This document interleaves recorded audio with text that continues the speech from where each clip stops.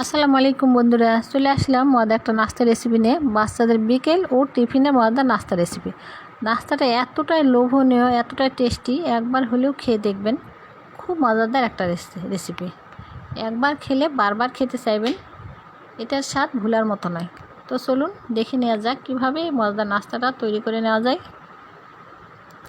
কীভাবে বাচ্চাদের বিকেল ও টিফিনের মজাদার নাস্তা তৈরি করে নেওয়া যায়। এই যে এখানে আলু ছিঁড়ে নিয়েছি 4টা, আর এই যে ডিম আর আটা দিয়ে মজাদার নাস্তাটা তৈরি করে নেব। প্রথমে আলুটাকে আমি এখানে গ্রেট করে নেব। এই যে বন্ধুরা, এভাবে এই গ্রেটার দিয়ে গ্রেট করে নিয়েছি আলুগুলোকে।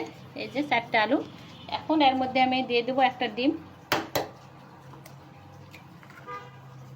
আদা রসুন বাটা 1 চা চামচ, লবণ স্বাদ মতো, লাল মরিচের গুঁড়া স্বাদ মতো, হলুদ 1 চা চামচ, আর ম্যাগি মশলা 1 প্যাকেট। কাঁচামরিচ দিব পরিমাণ মতো, পেঁয়াজ কুচি দিব পরিমাণ মতো, কাঁচামরিচ দিব 4-5টা, দিলাম 2 টেবিল চামচ, শুকনো চালের গুঁড়ো দিয়ে দিলাম 2 টেবিল চামচ, ময়দা দিব 1 টেবিল চামচ। দিয়ে সব উপকরণ একসঙ্গে মাখিয়ে নেব। 1 চা চামচ দিয়ে দেবো বেকিং পাউডার, সয়া সস দিব 1 চা চামচ।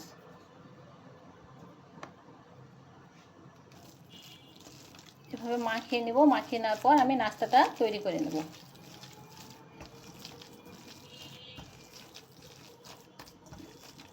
মাখানো হয়ে গেছে, এখন আমি এটাকে নাস্তা বানিয়ে নেব।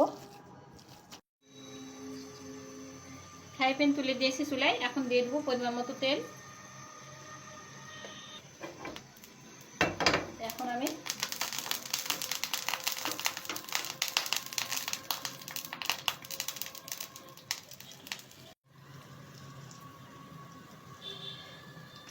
এভাবে গোল একটা চাকতির মতো করে দেবো।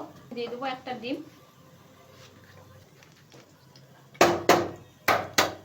এখন আমি এখানে ডিম একটা দিয়ে দেবো।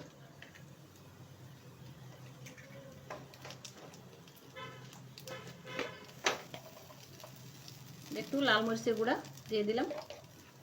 তৈরি করে নিয়েছি। এখন মাঝখানে একটা ডিম দিয়ে দেবো। এখন ঢাকনা দিয়ে ঢেকে দেবো 6 মিনিট। 6 মিনিট পর ফিরে আসবো। 6 মিনিট পর এই যে নাস্তা হয়ে গেছে আমার।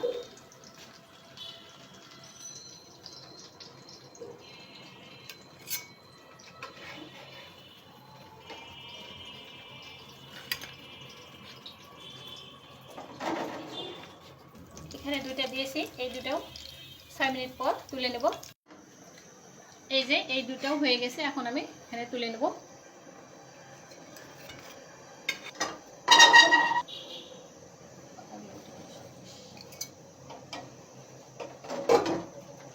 দেখলেন তো, খুব সহজে মজাদার একটা নাস্তা তৈরি হয়ে গেল। ডিম, আলু আর ময়দা দিয়ে। একবার হলেও বাচ্চাদেরকে তো তৈরি করে দিবেন, খুব পছন্দ করবে। 6 মিনিট পর এই যে নাস্তা হয়ে গেছে আমার।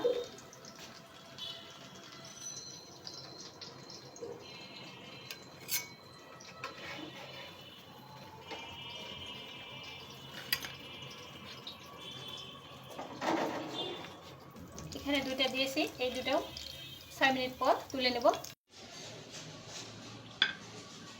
একটা ভেঙে দেখাই। এতটা লোভনীয়, একবার হলেও বাচ্চাদেরকে এটা তৈরি করে খাবেন। ছোট বড় বাচ্চারা সবাই খুবই পছন্দ করবে।